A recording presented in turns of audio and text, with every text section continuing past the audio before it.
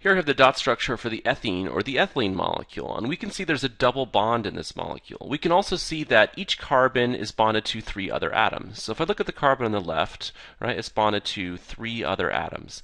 In the video on sp3 hybridization, we saw that carbon is bonded to 4 other atoms and that carbon has only single bonds around it. So each of the carbons in ethene must have a different type of hybridization.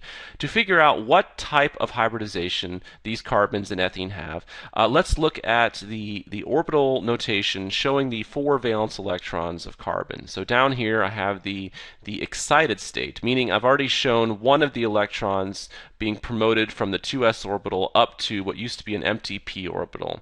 In the video on sp3 hybridization, once we had the excited state, we took all 4 of these orbitals and we hybridized them to create 4 new hybrid orbitals.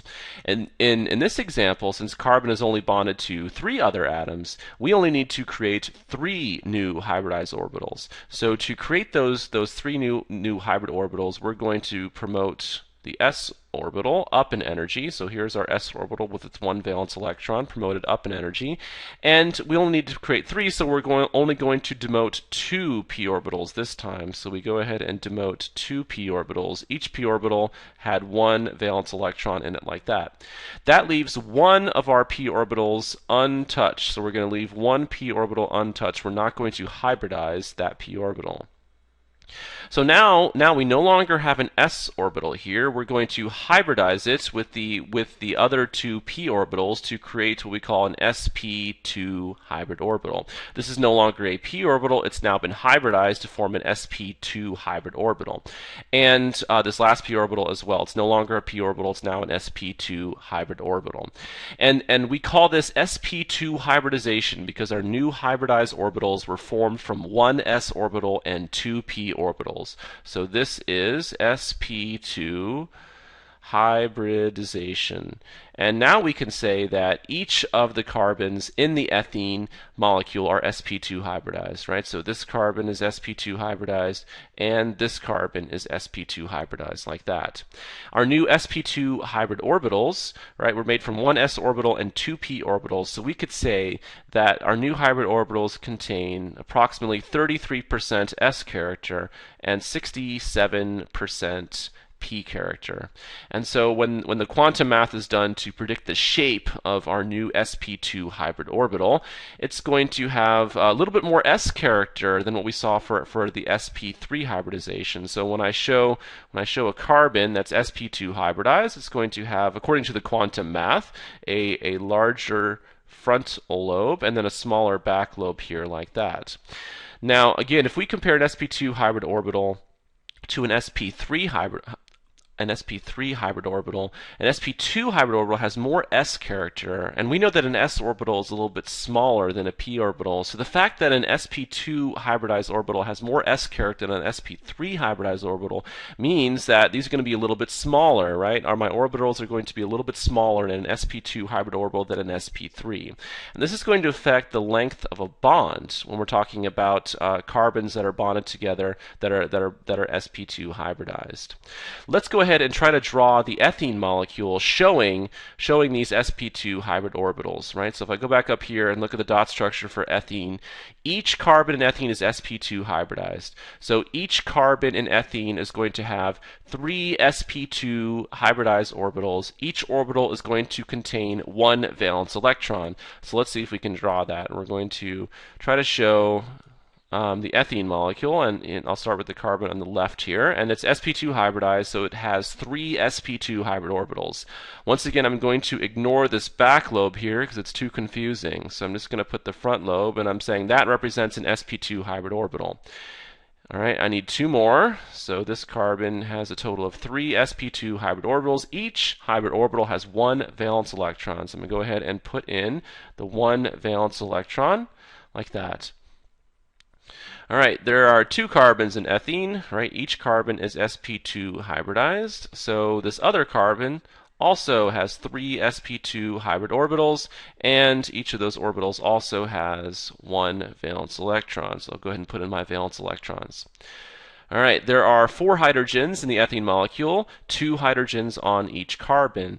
The hydrogen has 1 valence electron in an unhybridized s orbital. An unhybridized s orbital is shaped like a sphere, right? So this is the s orbital of a hydrogen atom, and there's 1 valence electron. So I'll go ahead and put in the 1 valence electron in there like that. So I can go ahead and put in the second hydrogen with its 1 valence electron, and then two more for the carbon on the right. Okay, let's go back up to my orbital notation here. So we can see that each sp2 hybridized carbon has an untouched, unhybridized p orbital with 1 valence electron. P orbitals are shaped like dumbbells. So let's go ahead and draw in the unhybridized p orbital on an sp2 hybridized carbon. So there's my p orbital, and there's 1 valence electron in that p orbital. All right, this carbon on the right, since it's also sp2 hybridized, it also has an unhybridized p orbital shaped like a dumbbell with 1 valence electron in it like that. Now that we have the picture of the ethene molecule, let's analyze the interaction of these orbitals. So if I look at these two sp2 hybrid orbitals between my 2 carbons, right, they're overlapping in a head-on fashion, right? And we said that head-on overlap is a sigma bond, right? So there's a sigma bond between my 2 carbon atoms like that. There's a head-on overlap between the sp2 hybrid orbital of this carbon on the left and this s orbital of the hydrogen. So that's a sigma bond.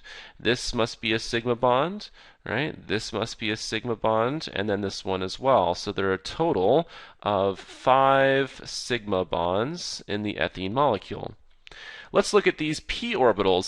There's no way that these p orbitals could possibly interact in a head-on fashion. The only thing they could possibly do is if they were big enough, you could think about them overlapping in a side-by-side fashion, right? So a side-by-side overlap of p orbitals is called a pi bond, right? So this is a pi bond here, a pi bond, and there's only 1 of them in this molecule. So in this molecule, there are 5 sigma bonds and 1 pi bond for the ethene molecule. Let's look at that sigma bond that's in between my 2 carbon atoms, right? So I'm looking at this sigma bond right here in between my 2 carbon atoms.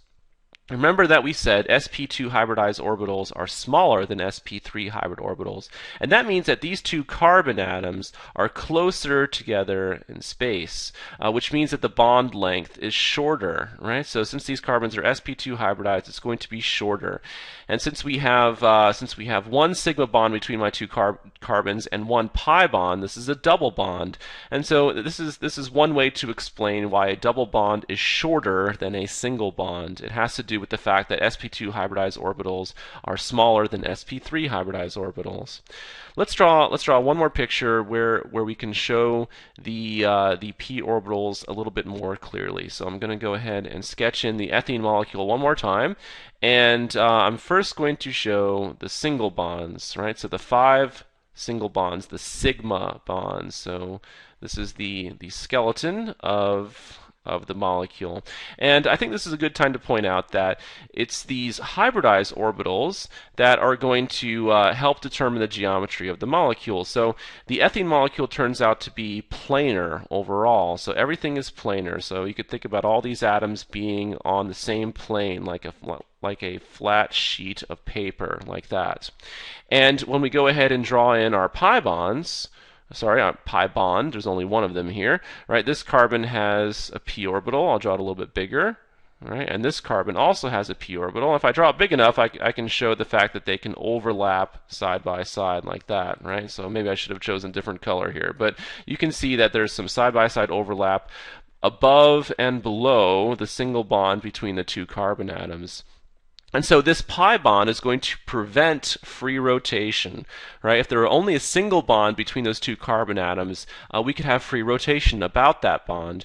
But the presence of the pi bond prevents free rotation. So when there's a double bond, there's no rotation between the 2 carbon atoms. One thing that confuses students sometimes is they see the fact that there's 2 areas of overlap, and so they think that must mean there are 2 pi bonds. But that's not the case. That's just the quantum probability of finding your electrons. There's really only 1 pi bond here, right? So there's 1 pi bond. which prevents free rotation. But when you think about the hybridized orbitals, right, so that creates your single bonds, that will determine the bond angle, right? So since everything is flat, and we think about VSEPR theory, right, these electrons in the hybridized orbitals are going to repel each other and get as far away from each other as they possibly can. And so since this is all on a plane, right, we would have 360 and divide that by 3 to find the bond angle, right? So it's approximately 120 degrees. And so this picture helps us to understand the bond angle, the geometry of the molecule, and also the fact that there is no free rotation, right? So let's go ahead and let's just draw the dot structure one more time for ethene and analyze it using all that we've figured out here. All right, so if you look at a dot structure and you're trying to figure out how many sigma bonds and how many pi bonds, you just go ahead and count up your single bonds, and those are your sigma bonds. Right? So if I go ahead and highlight those, so this is a single bond, so that's a sigma bond. So here, right here, here, and between those two carbons, I know one of those bonds is a sigma bond and one of those bonds is a pi bond. It doesn't matter which one you say it is on the dot structure, so I'm just going to say it's that one, right? So I can see my 5 sigma bonds like that. And then for my pi bond, I just said that this top one was the pi bond. It didn't really matter which one you said, so that's the pi bond. So that's how to look at a dot structure and analyze sigma and pi bonds.